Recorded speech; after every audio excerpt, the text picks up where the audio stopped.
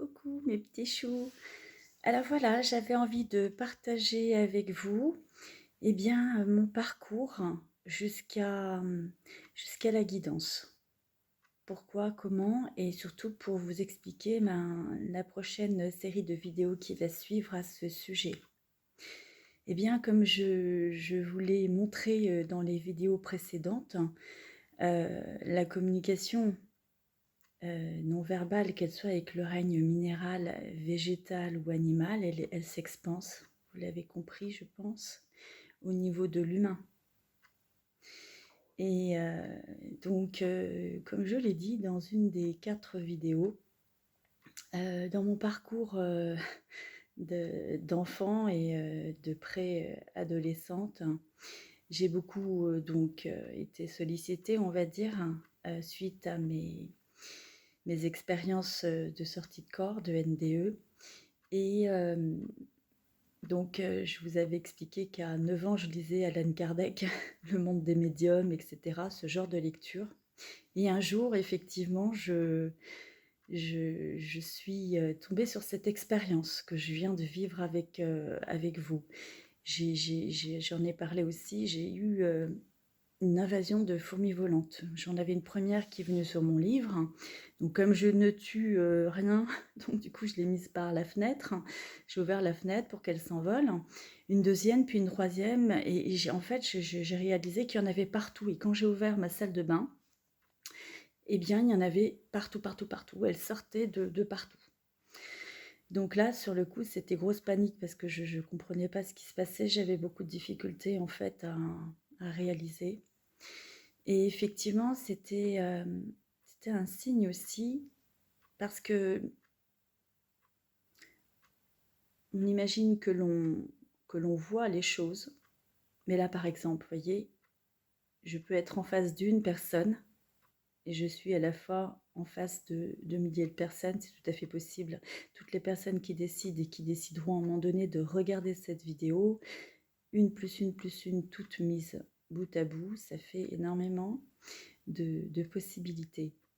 Le fait est que c'est pareil de l'autre côté. Et simplement, c'était un message, une prise de conscience pour réaliser que ce que j'étais en train de faire, le fait de se connecter à ce monde-là, alors c'était bien indépendamment de ma volonté malheureusement, et j'ai cherché quand même des réponses parce que à 9 ans, on n'a pas vraiment de réponse à ce niveau-là, et on n'ose pas trop en parler en fait, donc c'est compliqué. Et donc du coup, j'ai réalisé effectivement que c'était complexe à un moment donné de pouvoir agir, de pouvoir se défaire. Et par la suite, parce que je ne savais pas comment communiquer en fait, tout simplement. Et par la suite, j'ai eu un parcours de vie qui est dans la reproduction du schéma de mes propres parents, et en l'occurrence de ma maman, puisque au même âge environ, j'ai eu un accident où j'ai eu les mêmes problématiques au niveau de l'handicap et de la douleur en particulier. Et donc je me suis aussi retrouvée hospitalisée en interne pendant plusieurs mois. Donc le parcours dans les hôpitaux, pour moi, c'est quelque chose qui est assez expérimental sur le plan physique et psychique. Et donc j'ai beaucoup été aux prises avec la douleur, au sens large du terme. Cette douleur, à un moment donné, je ne savais pas quoi en faire. Parce que il n'y a rien de pire que lorsque vous voulez faire quelque chose de votre corps et que vous prenez conscience que vous n'avez plus le contrôle de cet écrin qui vous contient, vous êtes à l'intérieur et vous n'avez plus les commandes. C'est comme si vous étiez dans un véhicule et que vous avez beau essayer de démarrer, ça n'avance pas, c'est bloqué. Et pour le coup, j'ai cherché par tous les moyens à pouvoir reprendre le contrôle de mon corps en essayant de nouveau de pouvoir bouger ma jambe, Donc c'était compliqué, mais je mettais tout en œuvre, c'est-à-dire qu'au lieu de faire une séance de kiné par jour, une séance de piscine, une séance d'électro, j'en faisais 2 de chaque. J'y allais le matin, j'y allais l'après-midi, je faisais tout comme faisaient les hommes en fait. J'étais à Saint-Maurice où il y a des grands sportifs en fait de haut niveau qui se remettent sur pied et j'avais demandé un programme spécial sportif alors que je ne suis pas du tout une sportive, j'ai horreur de ça. Mais par contre, j'ai un mental très fort. Il suffit de me dire: «Ah non, ça c'est pas possible, tu vas pas y arriver», pour que effectivement, dans mon injonction n'existe pas, je montre que c'est possible et que je vais tout faire pour y arriver. Même si moi-même, je me dis: «Waouh!» et je suis, toujours dans le défi. Et c'est comme ça, dans ce mécanisme de survie, que j'ai toujours avancé. Et donc, je me suis, liée d'amitié avec des personnes, aussi, handicapées que moi, dans ce service. Et on avait, accès à une salle, à un moment donné, où, on pouvait un peu s'évader et on se rejoignait, on faisait un peu, la course, des béquilles, des fauteuils roulants et on allait là-haut et on pouvait récupérer. Alors on avait le droit à, je sais plus 5 cassettes, à l'époque c'était des cassettes d'enregistrement et puis on pouvait, aussi emprunter, il y avait une bibliothèque, on pouvait emprunter des livres. Et donc comme ça, moi j'ai commencé à, lire, à bouquiner et à un moment donné, j'avais envie de me changer les idées, puis j'ai pris le livre des prénoms. Et pour, essayer de remonter le moral à quelqu'un qui était, dans un état pire que moi, eh bien j'ai pris le livre des prénoms et j'ai voulu lui faire un petit enregistrement avec, j'avais un petit lecteur, cassette. Et quand j'ai fait cet enregistrement, eh bien, je disais: «Ben, alors, les untels sont comme ceci». Et puis, évidemment, vous me connaissez, espiègle comme je suis, je plaisantais. Donc si on disait, par exemple, les Gertrudes sont sérieuses, travailleuses, hein, ben moi je rajoutais, doucement le matin et pas trop vite le soir. Je rajoutais plein de petits commentaires comme ça et j'ai rigolé en même temps.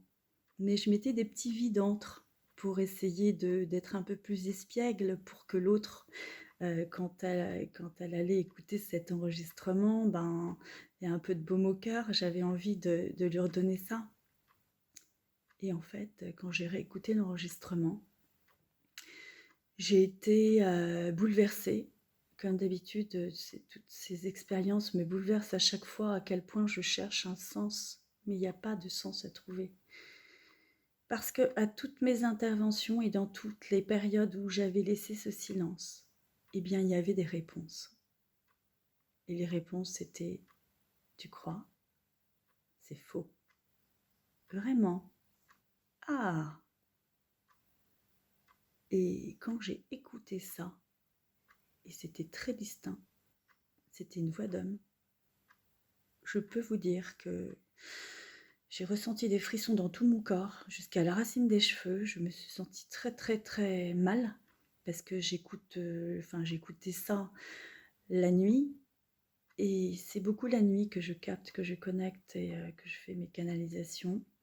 Vous l'avez remarqué, j'ai besoin de peu de sommeil. Et c'est toujours de l'obscurité que s'exprime au mieux la lumière. Et là, pour le coup, ça m'a bouleversée. Et donc, je n'ai jamais donné cet enregistrement, bien évidemment. Mais un jour, quand je suis sortie de cet handicap et que j'ai pu aller à une conférence, un jour, il y a une conférence qui s'est donnée en Seine-et-Marne, où j'habite. Et j'y suis allée. C'était quelque chose que je connaissais pas du tout d'ailleurs, je ne savais même pas ce que ça voulait dire. C'était la transcommunication. Et bon, alors je suis très curieuse en fait, hein. Je suis vraiment dans mon enfant libre, hein. J'ai toujours envie d'apprendre, envie d'expérimenter. J'y suis allée. Et bon, il y avait énormément de monde, je suis arrivée un peu en retard d'ailleurs. Et quand je suis arrivée, ben, je me suis installée comme j'ai pu. au milieu de la salle, il restait quelques places et je me suis installée. Et au bout d'un petit moment, donc la personne qui faisait cette conférence s'est adressée à moi. Alors pour le coup, moi, je ne pensais pas du tout que c'était moi. D'ailleurs, je l'entendais, il m'a interpellée.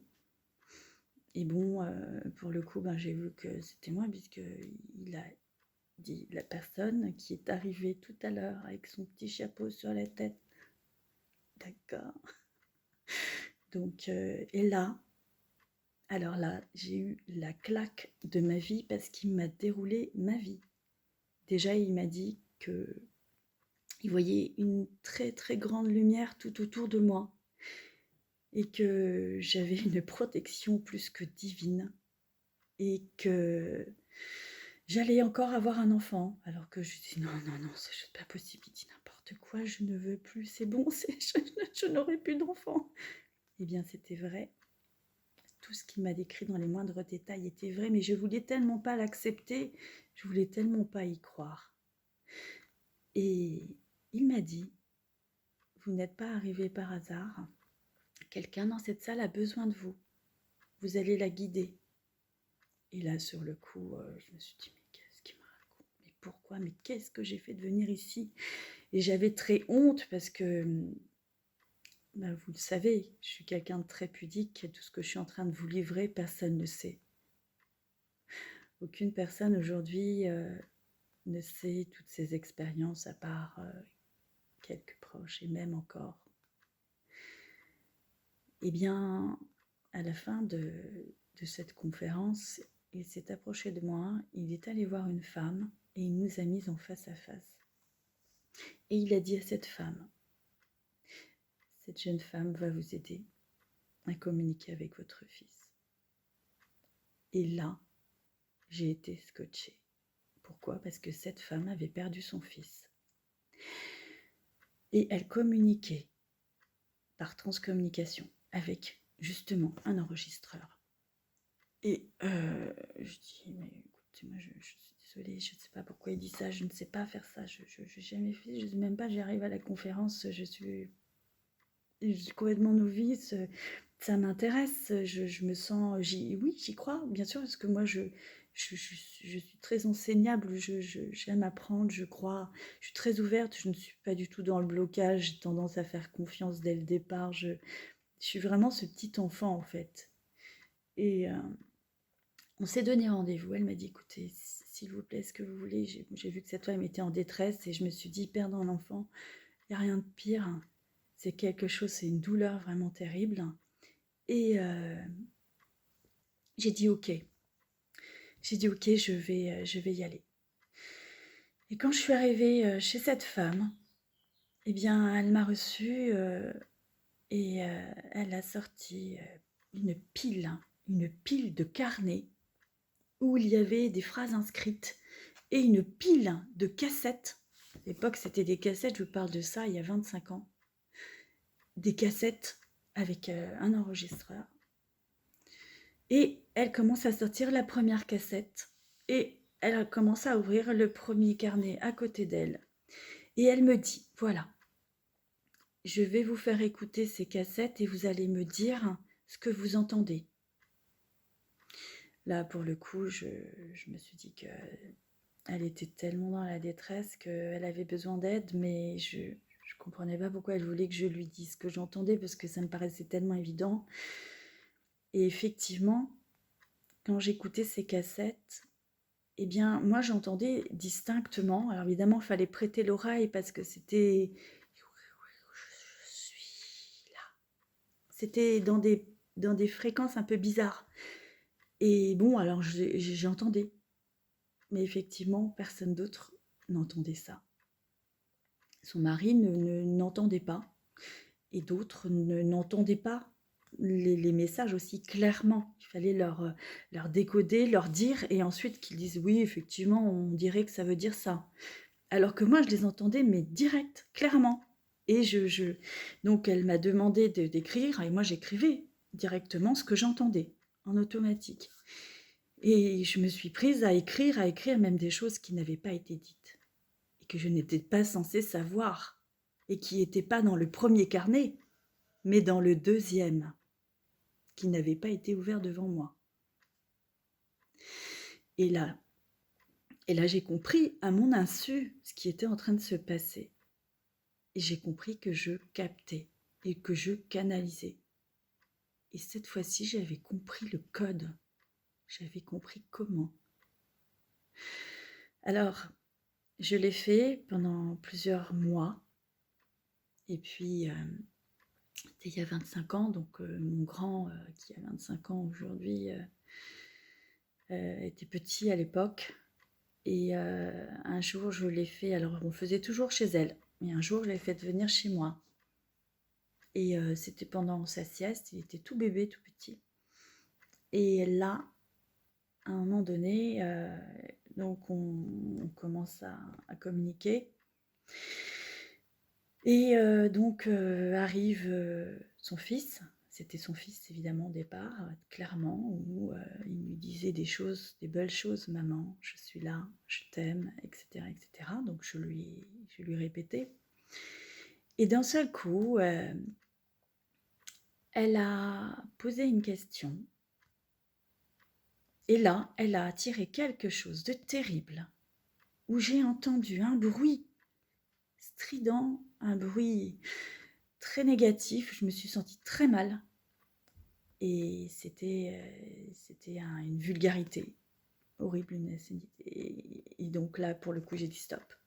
Et là, j'ai pris conscience qu'il fallait que j'arrête, parce que j'avais un petit ange dans la pièce d'à côté et j'ai très peur, très peur qu'il puisse s'en prendre à lui. Donc j'ai tout stoppé. J'ai tout stoppé par rapport à ça. Et par la suite, comme d'habitude, c'est revenu. Et c'est revenu à moi, de nouveau, dans la lumière, j'allais dire, où j'avais des informations, j'avais des évidences qui me venaient, j'avais des synchronicités. Et beaucoup d'entre vous le savent. Beaucoup le savent, beaucoup le voient. Ils ne le savent peut-être pas, parce qu'ils me voient toujours avec des élastiques noirs. Ils se disent parce qu'elle a les cheveux longs, parce que c'est pratique, elle peut toujours en avoir un sur elle. Oui, mais pas seulement. Et bien régulièrement, je trouve des élastiques noirs, n'importe où. Quand je dis n'importe où, c'est n'importe où. J'en trouve au pied des pyramides en Égypte. J'en trouve en sortant, alors qu'on est en plein confinement et que je ne suis pas censée sortir. Hein, je vais sortir, je vous fais des vidéos dans la nature. Je trouve un élastique noir dans l'herbe. Je trouve...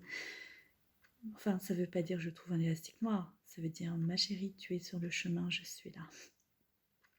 J'ai ce petit ange gardien avec lequel je communique. Vous pouvez l'appeler comme vous voulez. Moi, je sais qui est là. Je sais pourquoi. Je sais qui m'a pris comme sur un petit nuage, qui m'a reposé dans mon corps. Je sais quelle est cette lumière. Je sais quel est cet ange. Alors, on peut l'appeler un ange, on peut l'appeler un guide, on peut l'appeler comme on veut. Moi, je l'appelle mon petit ange d'amour. Voilà, c'est...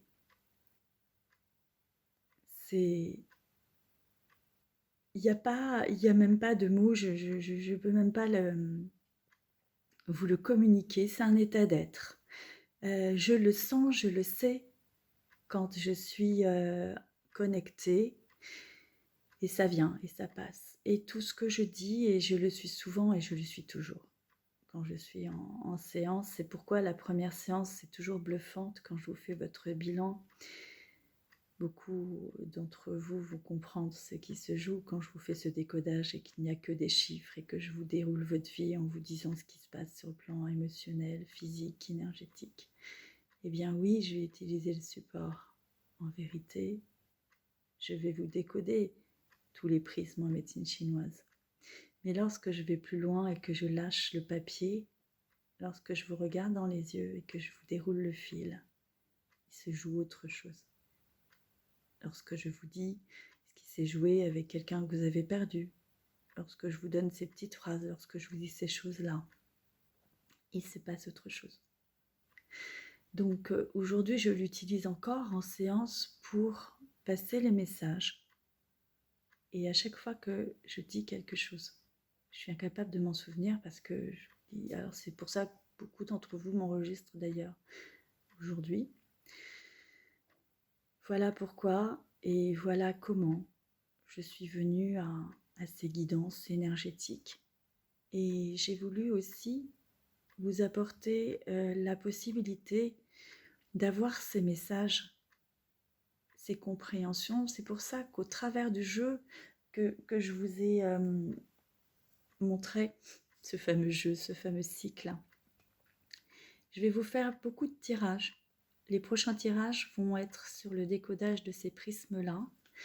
Et il y en a encore d'autres que je vous ai créés là, parce que tout est de nouveau plus puissant. Vous avez remarqué pour les guides, pour les canals, pour les chamans, on ne dort pas en ce moment, c'est pas possible. Il y a trop d'informations, beaucoup de choses qui viennent et ça vient. Donc j'ai créé une dizaine de jeux là que je vais mettre à disposition rapidement pour vous permettre d'avoir des réponses. C'est des jeux toujours dans l'envie de vous donner l'autonomie où les phrases seront inscrites avec les pensées cachées, les actions révélées, toutes les possibilités de compréhension de ce qui se joue pour vous. Il y aura toutes ces interprétations. Ce sera simple pour vous. C'est pas comme quand on doit apprendre à interpréter un tarot énergétique. Non, ce sera de la guidance. C'est-à-dire que quand vous aurez la réponse, elle vous sera destinée. Vous n'aurez plus qu'à la lire. Donc moi, je vais vous le faire en essayant de vous le décoder pour que vous puissiez vous l'approprier. Je l'ai fait pour le féminin sacré, je l'ai fait pour le masculin sacré, je l'ai fait pour les deux, dans les polarités yin et yang retrouvées dans leur équilibre. Je vais le décoder au fil du temps et je vais vous donner des messages pour avancer. Ce sera des messages intemporels, ça veut dire qu'à partir du moment où vous allez cliquer sur cette vidéo, peu importe que ce soit aujourd'hui ou que ce soit dans 1 an ou dans 10 ans, à partir du moment où vous êtes derrière cette vidéo, prenez conscience du message, il n'y a pas de hasard. Le hasard, c'est notre divinité incarnée qui s'exprime au moment où on est connecté. Donc voilà ce que j'avais envie de vous dire. Et voilà comment j'ai essayé de trouver un support concret, pragmatique, tangible, pour essayer de vous illustrer tout ce qui n'est pas compréhensible par notre esprit. J'ai envie de vous révéler c'est un peu comme l'inconscient. Notre inconscient personnel est relié à notre inconscient collectif. Je suis quelqu'un de très cartésien, vous imaginez pas à quel point. Et vous imaginez pas à quel point je suis bouleversée à chaque fois que j'ai ces expériences qui me chahutent. Parce que ça met de la lumière dans ce côté cartésien qui est obscur chez moi. Et je cherche toujours, encore toujours, à rationaliser. Et c'est quelque part, je pense, le lien que j'ai envie de partager aujourd'hui avec vous pour désacraliser, pour ouvrir, pour permettre à chacun de prendre sa clé, de réaliser qu'il l'a. Il l'a. Beaucoup aujourd'hui d'entre nous se jouent de cela, vous font croire qu'ils ont un don, qu'ils vont vous expliquer ceci, qu'ils vont vous expliquer cela. Il faut rester dans l'humilité et réaliser qu'on a tous ce don. On l'a tous. Encore une fois, comme je vous l'ai expliqué, il y en a qui le savent et qui l'utilisent et qui en jouent. Il y en a qui le savent et qui ne l'utilisent pas parce qu'ils en ont peur. Ça les bouleverse, ça les chahute. Mais quand le don est là, il revient et vous pouvez pas faire autrement à un moment donné que dire « Ok, merci, merci ». Soyez toujours dans la gratitude, en revanche. Puis il y en a qui ne le savent pas, donc par le fait, ne l'utilisons pas. Il y en a qui le savent, mais qui ne veulent pas y croire et qui s'enferment dans leur certitude, dans leur croyance et par le fait se limitent. Mais en vérité, la clé, c'est que nous sommes l'univers. Nous sommes l'expression de l'univers dans tous ses prismes, dans toute son holographie. Voilà pourquoi je me suis très vite dirigée vers le quantique, vers le vibratoire, vers le magnétique, vers tout ça, vers l'essence, pour mettre en lumière le reflet. L'essence, c'est nous dans l'expérience. Le reflet, ça correspond à la face cachée. La face cachée, c'est l'ombre de cette lumière projetée, de notre âme, qui est le résultat de cet inconscient exprimé, de cette résilience, de cette compréhension de la manifestation. Voilà ce que j'avais envie de vous partager. Donc, je vais vous poster cette prochaine série de vidéos que je viens de vous annoncer. Et je vais, évidemment, il y a beaucoup de magie dans ce que je vais vous offrir. Je vais vous faire des petits posts d'images qui vont vous aider aussi après pour les exercices pratiques de méditation et de visualisation. Ce sera des petits supports que je vous posterai toujours un peu avant, de sorte que vous puissiez vous imprégner de cette énergie. Imprégnez-vous au-delà du visuel de ce que je vais vous donner, de l'énergie qu'il fait naître en vous. Quand je vous poste une image avec un petit animal, je ne vous dis pas, j'ai envie de vous garder la surprise parce que j'ai envie de vous apporter ce cadeau. Comme le Père Noël le fait pour un enfant. J'ai envie de cette magie.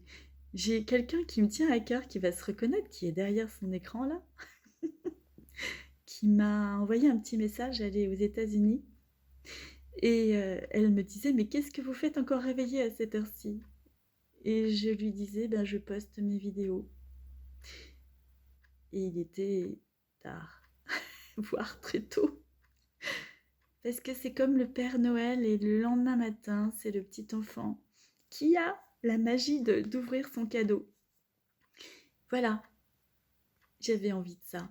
J'ai envie de ça parce que la vie c'est de la magie lorsque l'âme agit en conscience, lorsqu'on est dans l'essence, le sens révélé au travers de ce reflet, le reflet de notre âme incarnée. Voilà mes petits choux, allez-y, j'ai tellement de choses à vous dire, tellement de choses à vous partager. Et voilà, je voulais vous faire ce partage de cœur à cœur pour que vous ayez une meilleure compréhension de ce qui va se jouer. Ça ne sort pas de mon chapeau comme ça, du jour au lendemain, je ne me dis pas, tiens, je vais leur faire de la guidance. Je me dis, c'est le moment. C'est le moment de révéler. C'est le moment aujourd'hui de donner la clé à celui qui veut bien la prendre.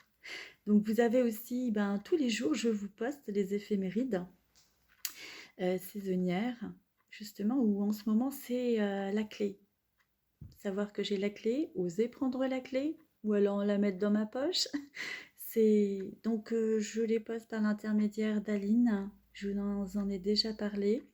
Je vous invite à aller sur Instagram parce qu'elle poste les éphémérides en shutsu. Et je les poste aussi sur Facebook. Alors, je fais les choses un peu maladroitement. Je ne sais même pas comment y aller.